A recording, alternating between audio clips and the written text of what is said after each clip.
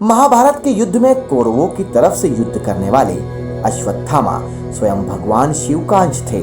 अश्वत्थामा का जन्म भारद्वाज ऋषि के पुत्र गुरु द्रोणाचार्य के यहाँ हुआ। उनकी माता ऋषि श्रद्धान की पुत्री कृपि थी।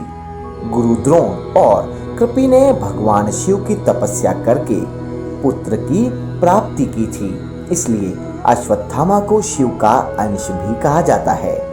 जन्म के पश्चात ही अश्वत्थामा घोड़े की तरह हिनहिनाने लगा, जिस कारण उनका नाम अश्वत्थामा पड़ा। जन्म से ही उनके मस्तक पर एक मूल्यवान मणि विद्यमान थी, जो कि उन्हें हर मुसीबत से बचा कर रखती थी। जन्म के समय गुरु द्रोण की आर्थिक स्थिति अच्छी नहीं थी, अतः गुरु द्रोण अश्वत्थामा को लेकर हस्तिनापुर आ गए और वहां के राजकुमारों को धनुष बाण की शिक्षा देने लगे। पांडवों ने गुरु दक्षिणा के रूप में गुरु द्रोण को द्रुपद का राज्य छीन कर दे दिया। बाद में गुरु द्रोणाचार्य ने आधा राज्य द्रुपद को लौटा दिया और आधे को उन्होंने अश्वत्थामा को दे दिया था। महाभारत से जुड़ा अत्यंत रहस्यमय खुलासा। यदि दुर्योधन नहीं करता अपनी जिंदगी की ये बड़ी भूल, तो आज महाभारत कुछ और ही होती। महाभारत के युद्ध समाप्ति के बाद जब कुरुक्षेत्र के मैदान में दुर्योधन मरणासन्न अवस्था में अपनी अंतिम सांसें ले रहा था, तब भगवान श्री कृष्ण उससे मिलने गए।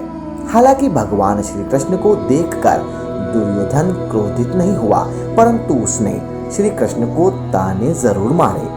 श्री कृष्ण ने दुर्योधन से उस समय कुछ नहीं कहा, परंतु जब वह शांत हुआ तब श्री कृष्ण ने दुर्योधन को उसकी युद्ध में की गई उन गलतियों के बारे में बताया जो वह न करता तो आज महाभारत का युद्ध वो जीत चुका होता।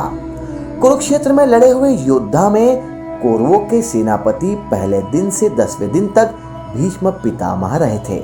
वहीं 11वें दिन से 15वें दिन तक गुरु द्रोणाचार्य ने ये जिम्मेदारी संभाली।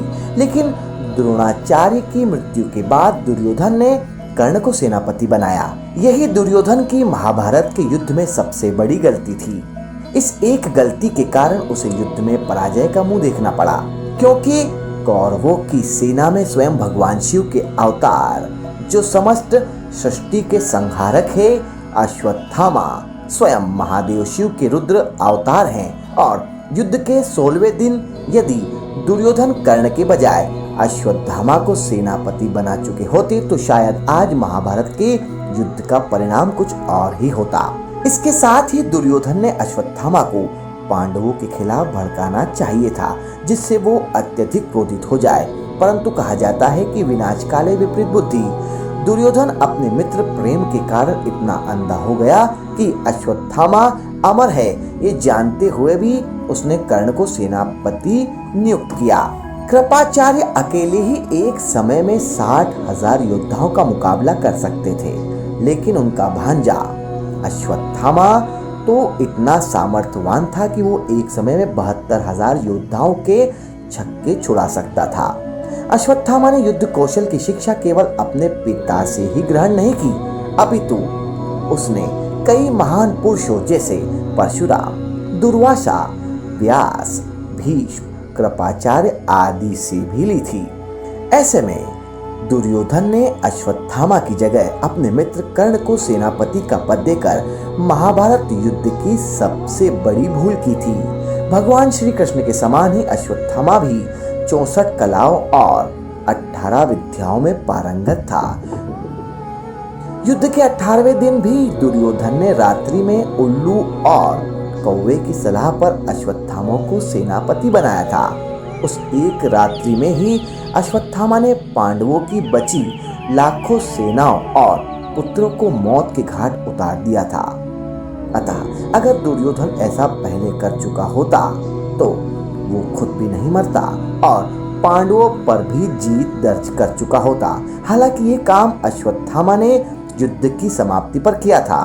अब अश्वत्थामा का ये कार्य दुर्योधन को जब पता चला तो वो सुकून की मृत्यु को प्राप्त हुआ।